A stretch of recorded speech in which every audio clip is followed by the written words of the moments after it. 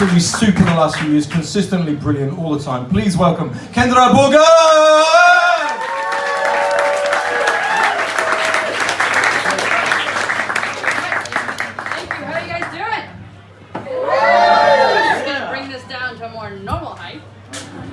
Hi everyone, my name is Kendra. Thank you. First off, thank you, Ken. Thank you, Ken. Ken's been super supportive of me. I've been doing this consistently now just over a year, and it's a lot thanks to Ken's support. This is actually my very first ever headlining gig. Yeah. It's nice to say things like, this is my first time. I don't really get to look a man in the eyes and say that anymore. It's been a long time since I said that. But you guys having a good 2019? Yeah? Yeah. Anybody do dry January this year? I like how you just laughed. You're like, bitch, I'm sitting in a bar. It's February. You could have done dry January and been over with it. Yeah, I did dry January. I'm now following up with failure in February. Yeah. And hope to round it out with manic depressive March. So, yeah. No, I did dry January, and I'm doing a 100-day yoga challenge. So today was day 43 of doing yoga every single day in a row. You laughing at that? That's not a joke. That was just like a statement. Oh, sorry. Just looking at you. Yeah, it's a nice mustache. November's over as well. I'm just gonna shave it just like that. Yeah. No, I thought I was doing really well. Like, I was really proud of myself doing yoga every single day, and then I read about this stupid fucking bitch in England. She just ran an ultra marathon, 300 miles, 500 kilometers. She was the overall winner. She beat the next closest guy by 12 hours. She did it in 84 hours total. She only stopped for 7 hours to rest and breastfeed. It is impressive. It is impressive. Like, I couldn't even watch Netflix for that much amount of time. You know what I mean? Like, holy fuck. So she's an overachiever. No. But I've lost through all this, like not drinking a lot less and doing yoga every day. I've lost 9 kilograms. Yeah. Or 90 if you include the fact that I'm now single. Yeah. So my 2019's been fun. My boyfriend up and left me. The next day my bike broke, and the day after I found out that my aunt died. Oh no, I was like, fuck. I really like that bike. No, I love my aunt. She was fucking awesome, but she was 92, so she had some good innings. You know, 92 is a respectable age to die. But I think what I really liked about her is that she was a much better Facebooker than I was. You know, like, I just overshare on Facebook. You know, it's normally the older relatives. You guys, I'm sure we all have these old relatives who, like, you post something, you're like, yeah, we're gonna have an epic night tonight in Amsterdam, and then, like, your old aunt's like, talk to your mother, apparently your cousin's pregnant, and you're like, Jesus Christ, like, damn that shit. You know what I mean. So, she's much better than me. I share everything on Facebook, like, I don't know, like, a few hours after my boyfriend left. I put that on Facebook, and like the AI bots just started trolling me. Like the very next ad I saw was like, "Get back in the game." I'm like, Jesus fucking Christ, simmer down, AI. So so I'm getting a little bit back in the game. What do you do when you're single and you want to mingle again? Where do you go? Tinder, right? But I couldn't hear you because the door opened. I'm just assuming you said Tinder, but you went, yeah. Church? I'm an atheist. Yeah, don't go to fucking church. It's a gay club. It's a gay club. It's true, Paradiso. Yeah, you're right. Oh, no, it's not a gay club, but Paradiso used to be a church, yeah. But no, I don't go to Paradiso either, because I go to Tinder, because I like to hit on people when I'm naked in bed.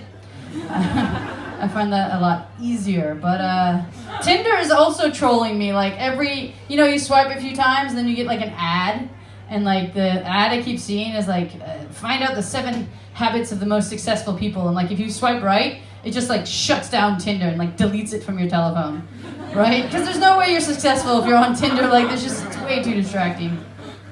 But Tinder's great because you can be like really direct, and I've dated a lot of Dutch boys in my time living here in the Netherlands, and that's always fun. Dutch boys they're great to date. Anybody, Dutch ladies don't respond, but for my foreign ladies here, my non-Nederlander ladies here, do you enjoy dating Dutch boys? Make some noise if you do. Woo, yeah, me too. No, I love it. I love it. They've said some of the most unique things to me in my years dating Dutch boys. And I know what you're saying. You're like, wait, you date boys? You're like, I get a very lesbian vibe from you. Yeah. Like, I know I'm a big chick with short hair, but I don't like vaginas. They're a bit like Rubik's Cubes. You know, like fun to play with, but nobody can solve that. Yeah. I love dating Dutch boys though. What are the funny things I've heard? It's so nice that you're short. Yeah. Are you two Dutch? Can you just both stand up, please? Just do it. Come on. Yep. I'm short. Yeah, thank you. No, it's so nice that you're short. What's my other favorite thing? Oh, you don't wear any makeup. That's really nice because you're very ordinary looking.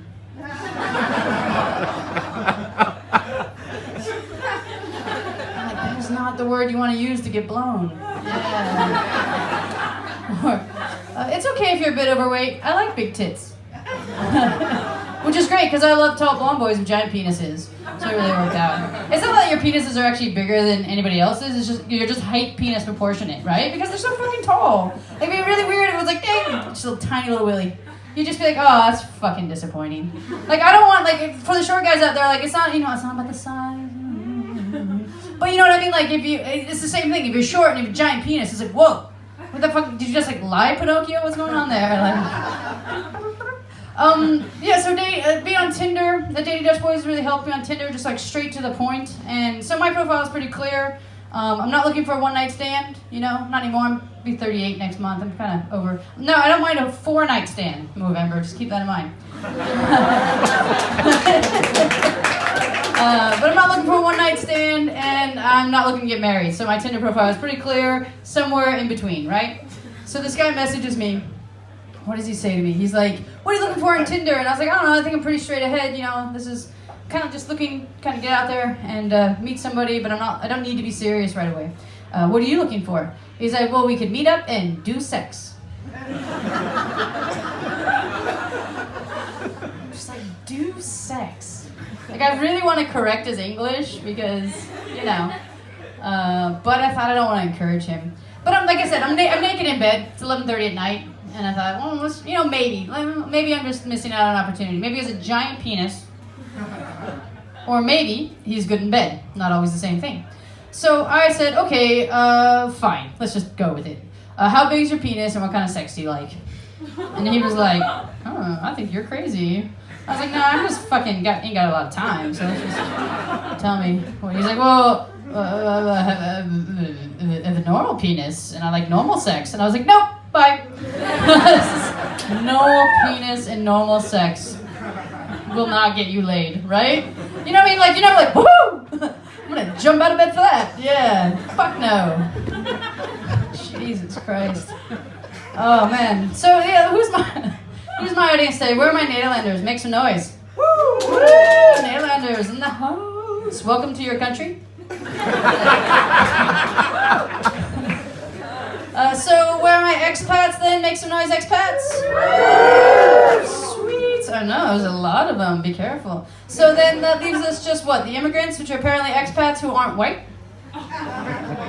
Ooh. Too bad it's true. Yeah, what up, brother? Yeah, cool, welcome. Now I'm an immigrant. I'm immigrating to the Netherlands. I'm becoming Dutch.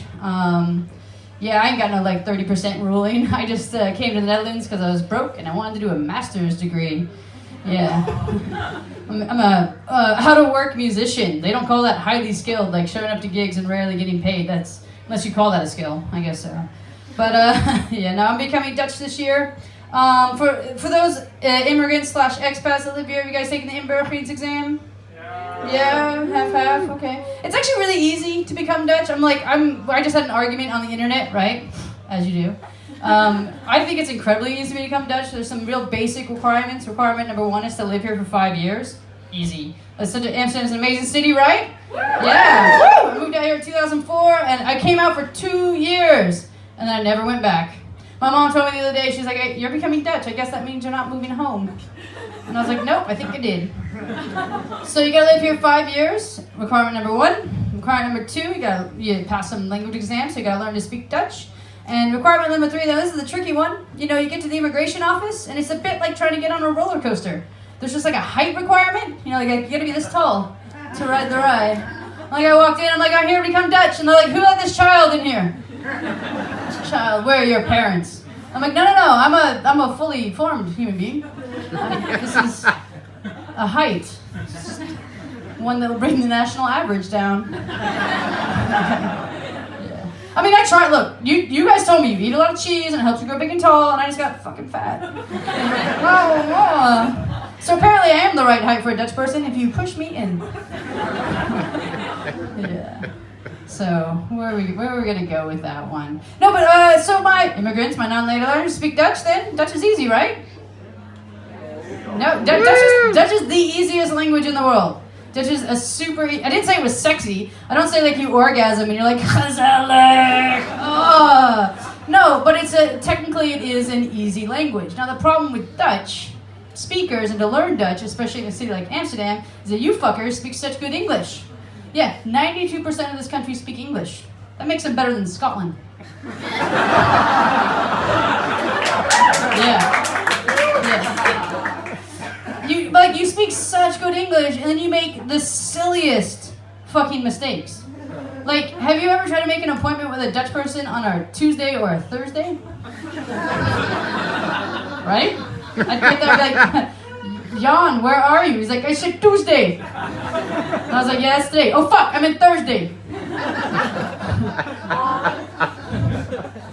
So I'd set an appointment. I'd be like, do you mean the day before or after Wednesday? Yeah, that saved me a lot of time.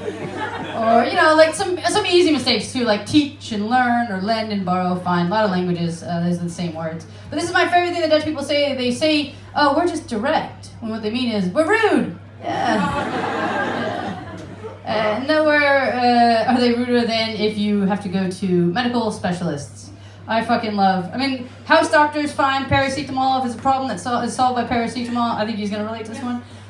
Fine medical, but if you have to go to a fucking specialist in this country, I just want to like shoot myself in the face. So I've been sick for the last couple of years, and I had to go to this woman who is possible wasn't really likely, but they were very confused, and so they sent me to this cancer specialist, right? And I don't have cancer, happily, far from it. But I go in, and I'm in the office like 5 fucking seconds. She takes one look at me, she goes, nah, it's not cancer. And I was like, well, that's good news. How do you know? And she's like, you're fat. Yeah, just straight at it. And I was like, so that's the thing, right? Like, I've been vomiting, pooping blood, like, not really eating well, like, not eating that much, really not feeling well. She goes, no. You have to be eating. People in concentration camps lost weight. Yeah, she went there. And I was like, whoa, I don't know if the Auschwitz diet's for me. I'll stick to keto. Yeah, that's how I felt too, guys. But remember, I don't have cancer. That's the positive part. I also fired her. She's a cunt. So, fuck that. What do I want to talk about next? So I'm originally from Alaska. That's actually where I'm from. I'm from America. Yeah, thank you, Nick. Weird. And any South Americans in here, or Central Americans in here by chance? Woo, yeah. I know that when I say I'm from America, especially Spanish speakers from South America, they're like, we're from America too. And like, I don't know what to say. Like, you really want to call yourself American? Absolutely no problem. America is a continent. I'm with you, Charlie. America is a continent. And as you know, because I know you hold one of those passports, you know that's also what we don't call ourselves Usonians. But see, my point is this. If you say you're from Korea, nobody's like, which one? Right? I'm like, good or bad Korea? The North is the bad one, in case you were confused by that joke. Yeah. No, but I get it. But maybe you're right. Maybe this is where like Trump's whole thing, like make America great again. Maybe that's why he's invading Venezuela, because he's like, it's in America. That joke works. I'm just gonna try to work that out a little bit more. I just came up with it about 10 minutes ago, but it's good. But no, I'm from Alaska, which is the Canada of America. Yeah. If you don't understand that, half my country think we're Canadian. The other half think we are an island off of Mexico. Yeah, if you've ever seen a map of the U.S., it's the main 48, or as we like to call it, the lower 48, or the mainland. And then there's just like a little cutout map just down here, and it's like Alaska and Hawaii is just tucked over there. And I shit you not, growing up and visiting the U.S., I should say my country, people would say, Wow, so you're tropical, but you have polar bears and igloos. Yeah, no, we are shit at geography. Believe it or not, in America. I read, you guys remember Hurricane Katrina, right? Like international news, devastation. I read that something like 72% of high school American students could not identify Louisiana on a map, like 6 months following Hurricane Katrina. Yeah, that's how shit at geography you are. Which is a little bit how I ended up here in the Netherlands, because I was moving to Germany. I was moving to Germany, I got here and I was like, this is Germanish. Yeah, so, but anyways. So I'm from Alaska, which a lot of people give me like, they're like, you're American. And then I like say Alaska, which is like this weird fairy dust that like changes everything. Like, wow. Yeah, like he's excited. That's so exciting. I didn't do it. My parents just had sex there. Like, that's how I ended up being from Alaska. Like, I wish I had contributed more to that. But my parents met at the worst. I'm trying to think the equivalent. Does anyone go to the San Francisco bar in the center town on the Zaydike? Or it's like the equivalent, kind of. You know the bar that you go to that you will never tell your friends that you go to, but you go there because you either want to have sex. I guess this was before Tinder. You either want to have sex or you want to get drugs, right? That bar that you don't admit to going to, but you always end up there. That's the bar that my parents met at. Because my mom was horny and my dad was a coke dealer. Yeah, woo! Like, when you're a kid, you think, you have these crazy thoughts about your parents, and then you grow up and you realize that it was all in your head and actually they're perfectly normal people. No. I had those crazy thoughts as a kid, and I grew up to find out my dad was a coke dealer, my mom was a cokehead, and that made perfect fucking sense. And I only learned it a few years ago because I really, judged my adultness based on how effective my mother was.